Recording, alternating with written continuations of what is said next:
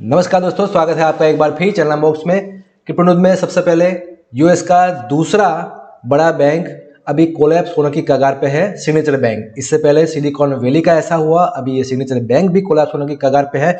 और तीसरा भी एक बैंक है, फर्स्ट रिपब्लिक बैंक, जो कि उसका शेयर 31% डाउन है। तो आज मैं शेयरों की बात कर लूँ तो जो कल का मैं अगर मार्केट का डेटा बताऊं तो सिलिकॉन वैली का जो शेयर है वो 60% डाउन था। उसके बाद में 31% डाउन था फर्स्ट रिपब्लिक बैंक का शेयर, और तीसरा सिग्नेचर बैंक का शेयर 21% डाउन था। आज थोड़ा सा ऊपर गया है क्योंकि यूएस गवर्नमेंट ने ये बोला है कि जो डिपॉजिटर्स है उसकी सेविंग सेफ है, क्योंकि उसके अंदर अभी गवर्नमेंट भी हस्तक्षेप कर रही है। इसलिए कहीं ना कहीं जो डिपॉजिटर्स है उनको थोड़ा सा सांत्वना देने की कोशिश की है, उसके कारण थोड़ा सा यहाँ पर स्टेबिलिटी आई है। लेकिन बैंक के पैसे डूबे हैं तो जाहिर सी बात है कि बिजनेस के अंदर भी फर्क आएगा, मार्केट के अंदर भी फर्क आएगा, और आने वाले समय के अंदर इन बैंकों का असर बाकी बैंकों पर भी होगा। तो पैनिक की सिचुएशन अभी ख़त्म नहीं हुई है, मार्केट में अभी भी पैनिक बना हुआ है इन बैंकों को लेकर। ऐसे में पिछले 3 सेशन से भारतीय शेयर बाजार के अंदर बैंक निफ्टी भी लगातार टूटता जा रहा है।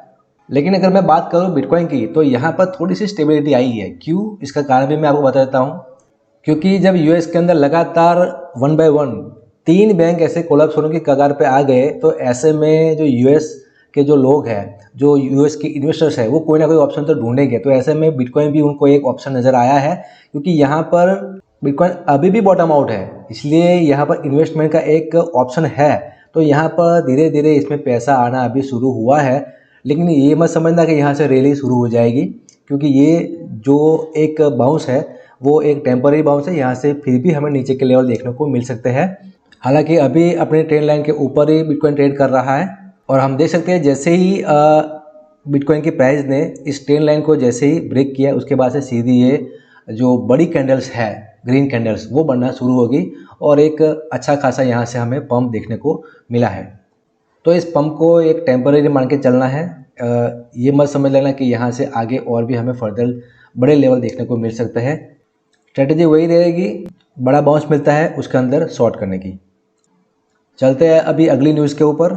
जैसे कि अदानी का जो मामला हुआ था, अदानी के ऊपर बिल्कुल अच्छा खासा उसकी प्राइस चल रही थी सभी शेयरों की, पूरे ग्रुप की। ऐसे में हिंडनबर्ग ने एक रिपोर्ट पेश की, झूठी रिपोर्ट है, और उसके कारण अदानी के जो शेयर है वो काफ़ी क्रैश हुए थे। ऐसे में अभी हिंडनबर्ग अभी ट्रोल हो रहा है, क्योंकि अदानी में कोई भी ऐसी प्रॉब्लम नहीं थी, फिर भी उसके ऊपर रिपोर्ट पब्लिश किया और उसको, उसके शेयर को, उसके ग्रुप के शेयर्स को डाउन कराया। तो ऐसे में अभी जो यूएस के अंदर इतनी सारी बैंक जो कोलैप्स हो रही है, उसके ऊपर हिंडनबर्ग अभी भी साइलेंट है। तो लोग पूछ रहे हैं कि अभी आप साइलेंट क्यों हैं, अभी आप अपनी ही जो बैंक्स है वो कोलैप्स हो रही, तो उसके ऊपर आपने पहले रिपोर्ट पब्लिश क्यों नहीं किया, अभी कुछ क्यों नहीं बोल रहे। Security and exchange commission of United state के एक बयान के अनुसार उन्होंने जो बोला था कि कॉइनबेस के अंदर जो अनरेगुलेटेड जो सिक्योरिटीज़ है उसके ऊपर उन्होंने शिकंजा कसा था।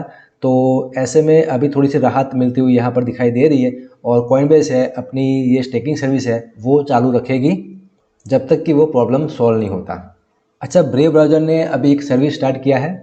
पहले उसके अंदर क्रिप्टो का वॉलेट भी इंक्लूड हुआ, उसके बाद अभी उन्होंने उस वॉलेट के अंदर क्रिप्टो को सेल करने की सर्विस भी स्टार्ट किया है। आप वहाँ से अपनी क्रिप्टो को सेल कर सकते हैं विद इन वॉलेट, और जो पैसा आपको मिलेगा वो यूएस डॉलर और पाउंड में मिलेगा। तो ये चीज़ यहाँ पर नई होकर आई है कि ब्रेव ब्राउज़र ने अभी विद इन वॉलेट सेलिंग का ऑप्शन फीचर के तौर पे अपने ब्रेव ब्राउज़र के अंदर डाला है। अच्छा, बाइनेंस अभी जो अपना इंडस्ट्री रिकवरी जो इनिशिएटिव फंड था $1 बिलियन का, उसे कन्वर्ट कर रहा है BUSD से नेटिव क्रिप्टो के अंदर, यानी कि बिटकॉइन या BNB या इथेरियम के अंदर। तो बाइनेंस को भी पता लग गया है कि जो इतनी सारी बैंक्स है वो कोलैप्स हो रही है और ग्लोबल व्यूज़ है थोड़ा कमज़ोर है। तो ऐसे में बाइनेंस को अपने ही BUSD के ऊपर भरोसा नहीं है, क्योंकि BUSD के ऊपर भी SEC की इन्वेस्टिगेशन चल रही है, और जो उन्होंने अपना इंडस्ट्री रिकवरी फंड रखा था रिजर्व में, उसकी प्राइस भी डाउन ना हो जाए, इसके कारण उन्होंने सोचा है कि इस जितना भी फंड है उसको वो कन्वर्ट कर ले किस में, इथेरियम BNB या बिटकॉइन के अंदर, तो वहाँ पर ज़्यादा सेफ रहेगा। तो बाइनेंस को अपने ही कॉइन BUSD के ऊपर भरोसा नहीं है। तो हमने कल की न्यूज़ में भी देखा था कि USDC जो $1 हुआ करता था वो $0.89 तक भी गिर गया था। तो स्टेबल कॉइन ही स्टेबल नहीं रह गए। तो ऐसे में BUSD भी स्टेबल कॉइन तो नाम है उसका, लेकिन वो भी स्टेबल नहीं रह सकता है आने वाले दिनों के अंदर। इसलिए बाइनेंस ने यहाँ पर थोड़ा सा दिमाग लगाया है और वो अपना जो $1 बिलियन का जो उन्होंने फंड रिजर्व रखा था इंडस्ट्री रिकवरी के नाम पे, तो वो अभी कन्वर्ट करना उन्होंने स्टार्ट कर दिया है।